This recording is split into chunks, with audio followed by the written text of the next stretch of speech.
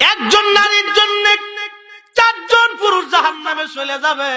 ও মা বোনেরা শুনে যান, আপনার জন্য আমি জাহান্নামে যাইতে চাই না রে মা, যাইতে চাই না রে বোন, যাইতে চাই না রে মেয়ে। কিয়ামতের ময়দানে আল্লাহ রাব্বুল আলামিন বান্দিকে যখন বলবে বান্দি জাহান্নামে চলে যাও, মহিলা বলবে আল্লাহ মামলা আছে। কার বিরুদ্ধে মামলা রে? বলে আমার বাবার বিরুদ্ধে। ডাকো রহিমার বাবা আব্দুল করিম। লাব্বাইক ইয়া রাব্বাল আলামিন। আল্লাহ কি জন্য আপনি ডাকছেন? ডাক দিয়ে বলবে বান্দারে তোমার মেয়ে তোমার বিরুদ্ধে মামলা করছে।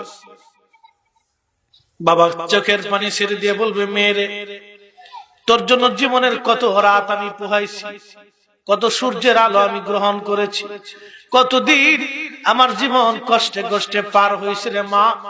আল্লাহর আদালত আজকে তুই আমার